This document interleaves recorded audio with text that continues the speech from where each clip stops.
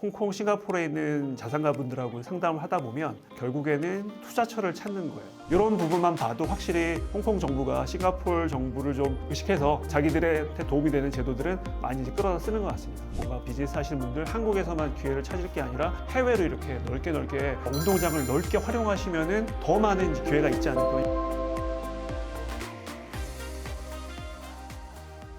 그러면 이제 실무적인 측면에서의 질문일 것 같아요. 한국에 계신 분들이에요. 여러 옵션을 지금 고려하고 있어요. 그게 어떤 배경에서 됐건 그래 나는 한번 매듭을 짓고 이제 다른 나라로 가려고 해. 그들이 준비해야 되는 게 있을까요? 우선은 어떤 국가를 선택할지는 본인과 혹은 그 가족의 상황을 파악을 해야 될 것 같아요. 그러니까 예를 들어서 자녀분들이 아직은 어리다. 그러면은 그런 이제 영어 문화권에서 교육을 받을 필요성도 있고 혹은 본인이 아직 나이가 젊어서 뭔가 새로운 이제 비즈니스 할 수도 있다. 그런 거에 따라 조금씩 다른데요. 현재 홍콩도 그렇고 싱가포르도 그렇고 약간 교육 시스템이 되게 잘 되어 있는데 아무래도 현재 상황은 싱가포르이 좀 더 그 영어 문화권에 더 가깝고 홍콩 같은 경우에는 이제 워낙 이제 중국 사람들도 많이 들어왔고 그다음에 중국으로의 반한 20몇 년 전 반한 이후부터 아무래도 이제 중국어가 좀 더 통상적으로 쓰이다 보니까 저도 가끔 이제 싱가포르 가면 느낀 게 싱가포르이 좀 더 국제적인 도시 같다는 느낌을 좀 많이 받아요. 그렇구나. 그런 것들도 결국은 한번 결정하면 생활이니까 무시할 수 없는 그런 대상이겠죠. 그러면 이게 아까 나왔던 질문하고 비슷할 수도 있겠는데 그래도 이 두 나라가요. 두 나라 모두 유리한 세제가 있다. 그리고 뭐 두 나라 모두 또 비슷한 문화권이면서 동시에 또 차이 앞서 말씀해 주신 언어라던가 그런 중국 문화가 많이 이제 들어온 홍콩의 특성들이 있을 텐데 그 밖에도 두 곳에서 다 이런 법인 관련 서비스도 하시고 직접 비즈니스도 하시는 입장에서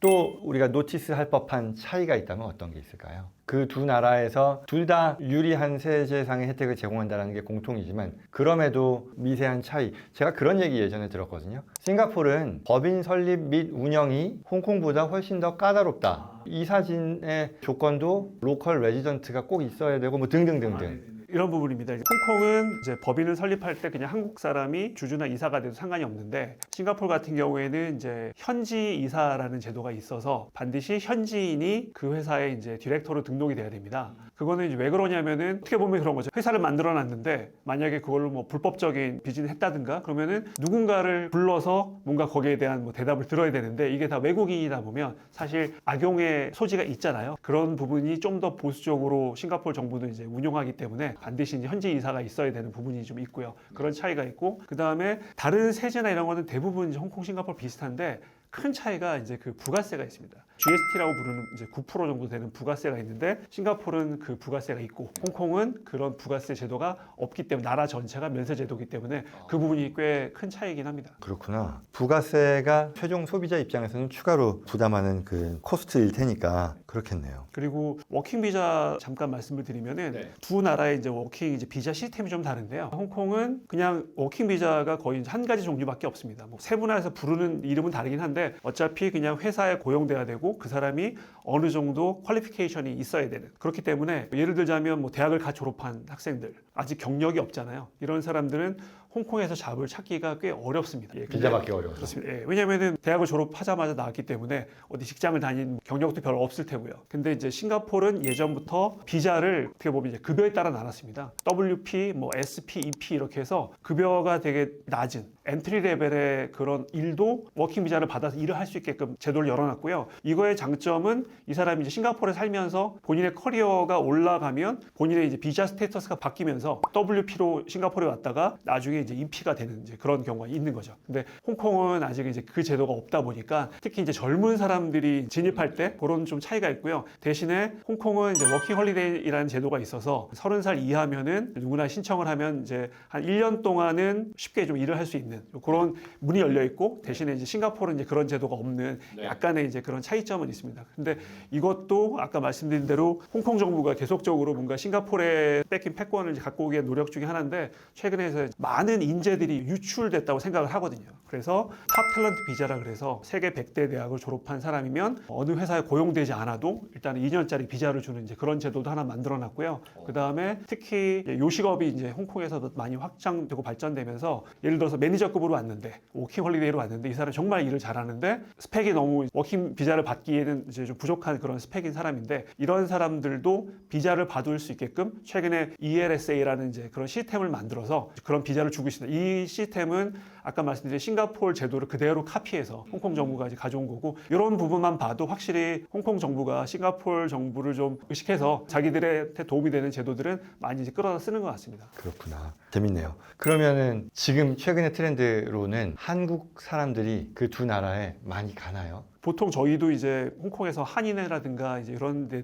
통해서 그 데이터를 계속적으로 봤거든요. 코로나 때 제일 많이 빠졌을 때가 한 14,000명까지 줄었었는데 홍콩 같은 경우에는 최근에 한 18,000명 이상으로 늘었다고 들었습니다. 그렇구나. 네.